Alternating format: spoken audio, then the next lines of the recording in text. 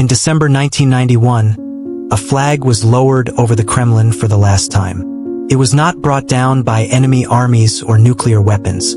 It was not toppled by revolution in the streets. The Soviet Union, a nuclear superpower controlling 1/6 of Earth's land surface, simply ceased to exist. How does an empire that survived Hitler, built the atomic bomb, and reached for the stars collapse in just 70 years? The answer lies not in politics or ideology, but in something far more fundamental: economics. This is the story of how money, oil, and broken promises destroyed the world's largest communist state. The year is 1922. From the ashes of revolution and civil war, the Soviet Union rises. Vladimir Lenin's bold experiment promises a workers' paradise, a society without exploitation, where the state controls all and distributes fairly. By the 1930s, under Joseph Stalin's iron fist, the USSR transforms from a backward agricultural nation into an industrial giant. Coal mines multiply, steel mills roar to life, massive dams harness rivers. The cost? Millions dead from famine, purges, and forced labor. But by 1940, Soviet industrial output rivals Western nations. The experiment seems to work. Then comes World War II. The Soviet Union loses 27 million people but emerges as a superpower. Stalin takes Eastern Europe. The communist bloc is born. By 1950, the USSR controls satellite states from East Germany to Bulgaria. The economy grows at 5% annually. Soviet scientists develop nuclear weapons in 1949. In 1957, Sputnik orbits Earth before any American satellite. The world watches in awe and fear. This is the Soviet Golden Age, when communism appears unstoppable. But cracks are forming beneath the surface.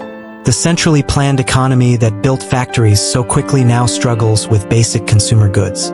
In Moscow, people queue for hours to buy bread, shoes, toilet paper. The government decides what to produce, how much, and at what price. There is no competition, no innovation, no incentive. Factory managers meet quotas by producing heavy, useless goods. A nail factory ordered to produce tons of nails makes one giant nail. An elevator manufacturer told to meet targets by weight produces the world's heaviest elevator. The absurdity multiplies across 15 republics. By the 1970s, economic growth slows dramatically. The rate drops from over 5% to just 2.6%. Soviet leader Leonid Brezhnev promotes the concept of developed socialism, claiming the USSR has reached its final stage. In reality, the economy stagnates. Technology falls behind the West. The microchip revolution passes the Soviet Union by. While Silicon Valley creates personal computers, Soviet factories still use vacuum tubes. The gap widens every year. Then comes a lifeline: oil. In 1973, Middle Eastern nations cut oil supplies to the West. Prices quadruple overnight. The Soviet Union, blessed with massive Siberian oil fields, suddenly has hard currency flowing in. Oil and gas become more than half of all export earnings. The government uses petrodollars to import grain, consumer goods, and Western technology.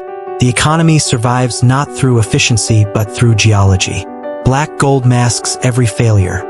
Military spending devours resources. The arms race with America consumes approximately 20% of the entire Soviet economy. Missile silos dot the landscape. Nuclear submarines patrol the seas. The Red Army stations divisions across Eastern Europe. Every dollar spent on tanks is a dollar not spent on hospitals, schools, or refrigerators. But the leadership cannot stop. To retreat is to admit weakness. To admit weakness is to invite American aggression. So the spending continues year after year, bleeding the treasury dry. By 1979, Soviet leaders make a catastrophic decision. Afghanistan's communist government is collapsing. Worried about American influence on their southern border, the Politburo orders invasion. It is meant to be quick, surgical, decisive. It becomes the Soviet Vietnam. Mujahideen fighters, armed with American weapons, wage brutal guerrilla war in mountain valleys. Soviet soldiers die by the thousands. The war costs billions of rubles annually. Coffins return home in secret. Mothers weep in silence. Afghanistan becomes a bleeding wound that never heals. The economic model is failing. The military is overstretched. And then, in 1986, two disasters strike that will accelerate the empire's final collapse. But before understanding that collapse, we must first understand what made this empire seem invincible. We must trace the economic decisions that built a superpower on foundations of sand. Oil is both blessing and curse. For nearly a decade, high oil prices let Soviet leaders avoid hard choices. Why reform a broken system when money flows from the ground? Why innovate when you can simply sell more crude? The economy becomes dangerously dependent on a single commodity. By the early 1980s, energy exports account for more than 60% of all hard currency earnings. The entire empire runs on oil revenue. This is not strength. This is vulnerability. Then the trap springs shut. In September 1985, Saudi Arabia, frustrated with falling market share, opens its oil taps wide. Production nearly triples within months. The global oil market floods with supply. Prices collapse. In January 1986, oil trades at $28 per barrel. By March, it crashes to just $12. The Soviet economy loses more than $20 billion in a single year. That is 7.5% of the entire national income, vanished overnight. The treasury is empty. Hard currency reserves drain away. The machine stops working. The impact is immediate and devastating. The USSR can no longer afford to import grain to feed its population. Store shelves, already bare, become completely empty. Factories cannot buy Western machine parts. Production slows, then stops. The government prints money to cover shortages, fueling runaway inflation. Wages rise on paper but buy nothing. A worker's monthly salary cannot purchase a week's groceries. The social contract between state and citizen shatters. You work hard, you get little. You believe in communism, you go hungry anyway. Eastern European satellite states suffer even worse. For decades, the Soviet Union subsidized these allies by selling them oil at well below market prices. With production declining and prices collapsed, Moscow can no longer afford this generosity. The subsidy ends. Poland, East Germany, Czechoslovakia, Hungary face their own economic crises. Resentment grows. Why remain loyal to Moscow when Moscow cannot deliver? The empire's grip loosens, one republic, one satellite state at a time. Meanwhile, Afghanistan bleeds resources and morale. By 1986, over 100,000 Soviet troops fight in the mountains and valleys. The official count shows 15,000 soldiers dead, but the real number is likely higher. Hundreds of thousands more return wounded, traumatized, or addicted to drugs. The CIA estimates the war costs over 18 billion rubles between 1979 and 1986. That is money not spent on infrastructure, education, or healthcare.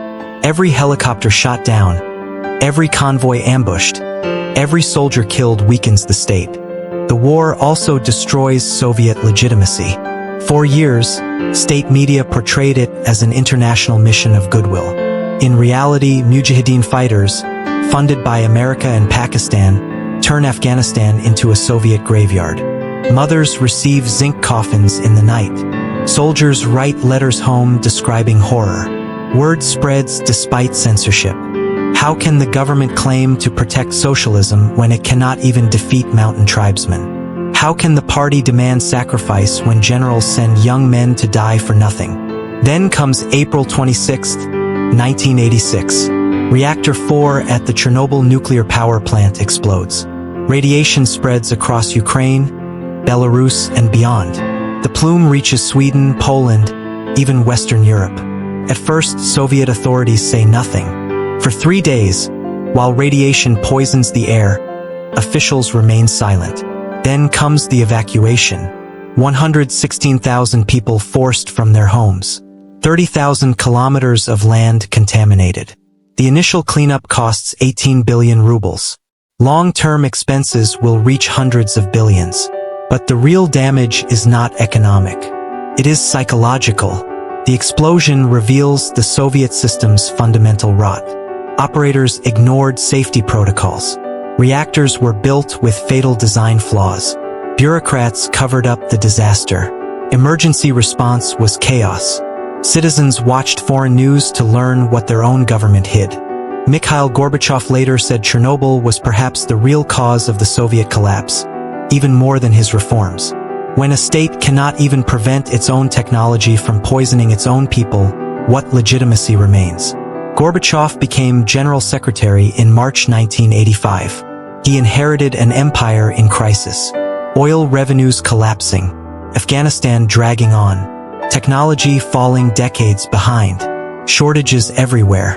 He understood reform was essential. In 1986, he launched two policies.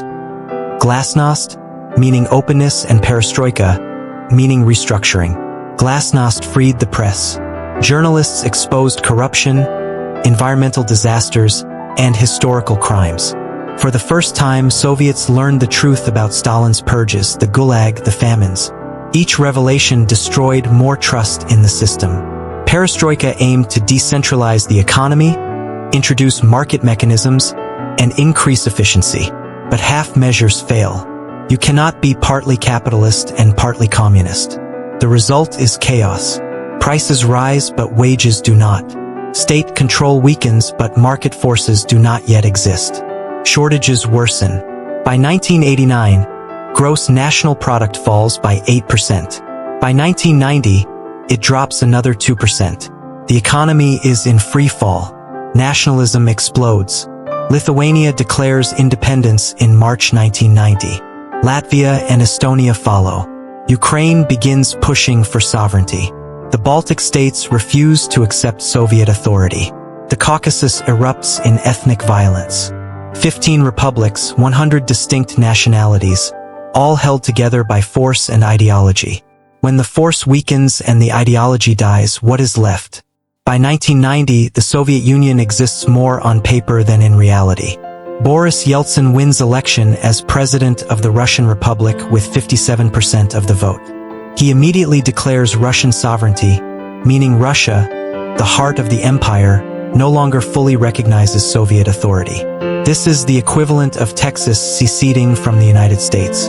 The center cannot hold when the center itself rebels. Gorbachev tries one last desperate measure. He proposes a new union treaty that would transform the USSR into a loose federation. Each republic would have more autonomy. The central government would keep control of foreign policy and military. Central Asian republics support the plan because they need the economic benefits. But Baltic states and Ukraine want full independence. The treaty is scheduled for signing on August 20th, 1991. Conservative hardliners panic. To them, the new treaty means the end of the Soviet Union they fought to build and defend. On August 19, 1991, Vice President Gennady Yanev, Prime Minister Valentin Pavlov, Defense Minister Dmitry Yazov, and KGB Chief Vladimir Kryukov launch a coup. They place Gorbachev under house arrest at his vacation home in Crimea. They declare a state of emergency. Tanks roll into Moscow.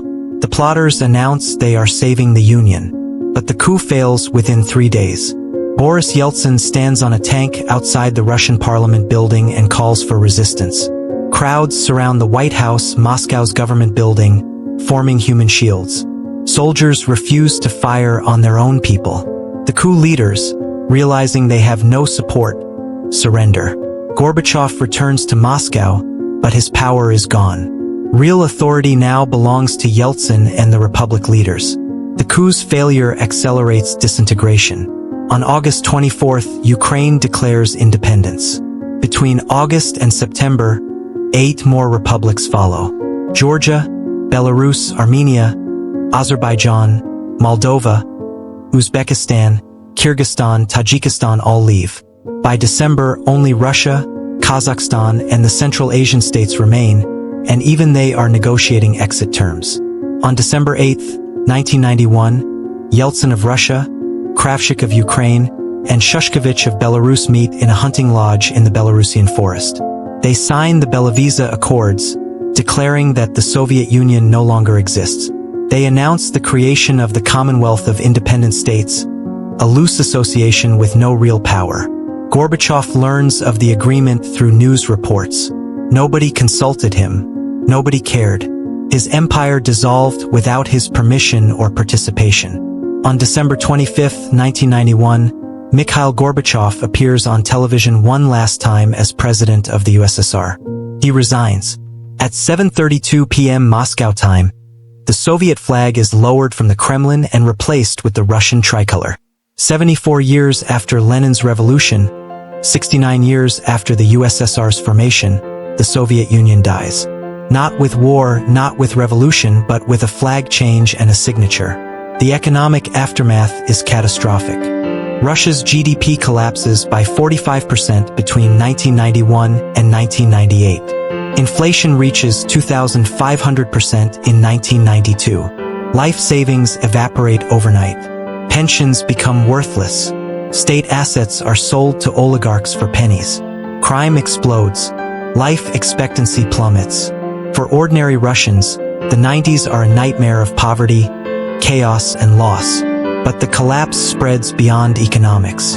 15 new nations must build governments, currencies, militaries, and foreign policies from scratch. Ukraine faces corruption and political instability. Belarus slides toward dictatorship. The Caucasus erupts in civil wars. Tajikistan fights a brutal 5-year conflict that kills over 50,000. Moldova, Georgia, and Azerbaijan lose territory to separatist movements. The Soviet nuclear arsenal, once centrally controlled, now sits in 4 different countries. The risk of loose nukes haunts Western intelligence agencies. The world order transforms overnight. For 45 years, the Cold War defined global politics. Every conflict, from Vietnam to Angola, became a proxy battle between Moscow and Washington. Now America stands alone as the sole superpower. NATO expands eastward. Former Soviet satellites join the European Union. Communist ideology, which once claimed to be humanity's future, is discredited. Francis Fukuyama declares the end of history, arguing liberal democracy has won forever. But history is never finished.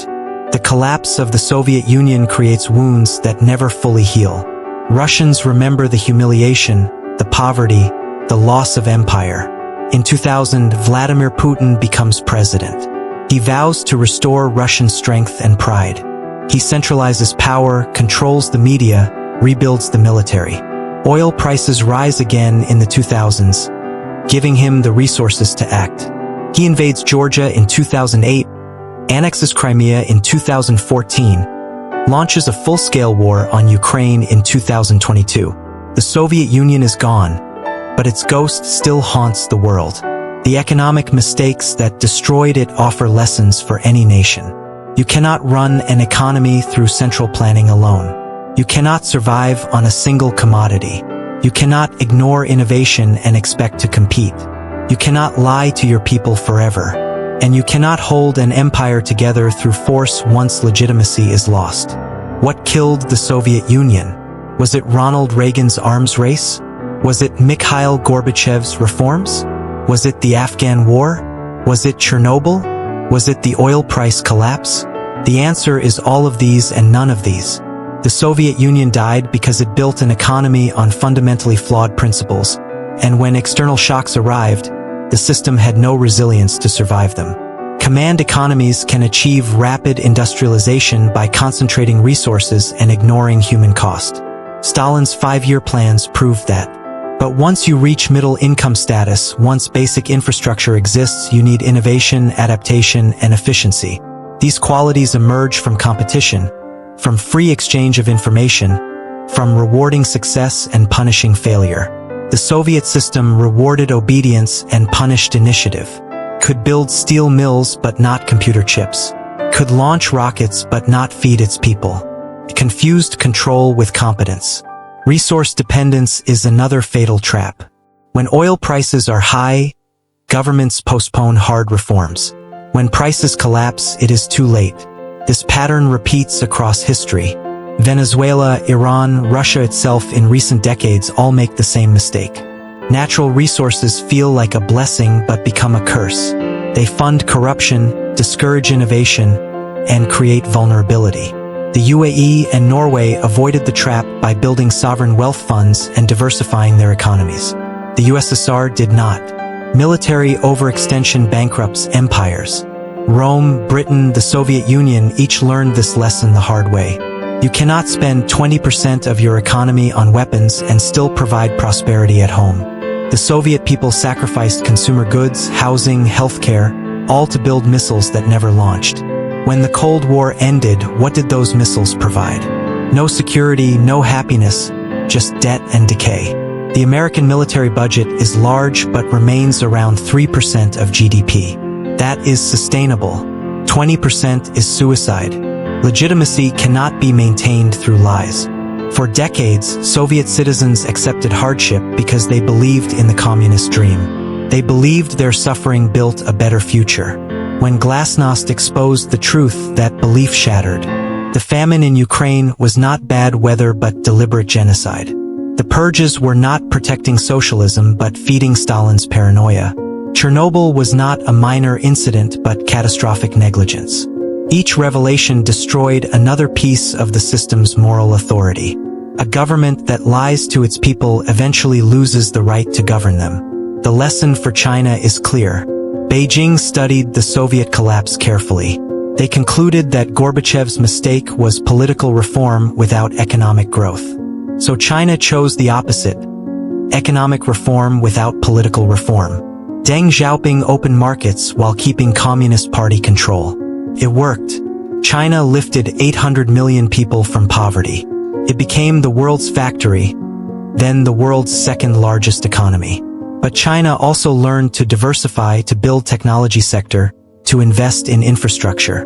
They avoided Soviet mistakes about resource dependency and stagnation. Yet challenges remain. China faces demographic collapse, debt-driven growth, environmental crisis, and rising tension with the West. Can authoritarian capitalism succeed where authoritarian communism failed? Can one party control politics while freeing economics? Can China avoid the middle income trap that caught the USSR? These questions define the 21st century. The lesson for America is different but equally important. Empires fall not from external enemies but from internal decline.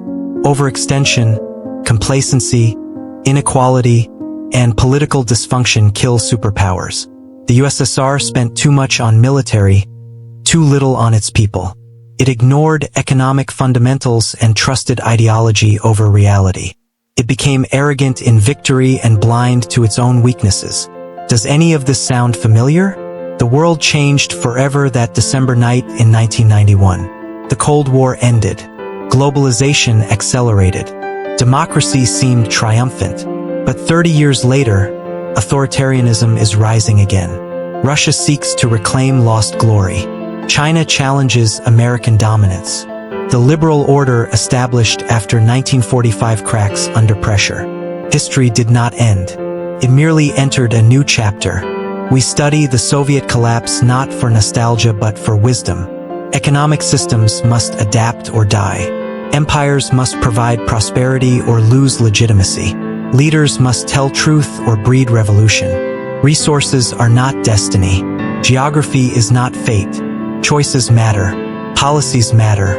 And when a system fails to deliver basic needs, no amount of propaganda, no number of tanks, no nuclear arsenal can save it. The Soviet Union built an empire on the promise of equality and plenty. It delivered neither. It claimed scientific socialism would create utopia. It created grocery lines and empty shelves, promised to bury capitalism. Instead, capitalism buried it. This is not a story of American victory or Russian defeat. It is a story of economic reality defeating economic fantasy. And that lesson remains relevant for every nation, every system, every ideology that claims to have found the one true path. The red flag came down. The Cold War ended. An empire died. But the lessons live on. Study them, learn from them, remember them, because economic gravity always wins in the end. The Soviet Union taught the world that economic laws cannot be ignored, that empires built on lies eventually crumble, and that no amount of military might can replace legitimate prosperity. The red flag fell. The empire ended. but the lessons echo through time. If you found this documentary valuable, join us on this journey through history's greatest rises and falls. Subscribe, and let us explore together how the past shapes the present and informs the future. Because those who forget history are doomed to repeat it.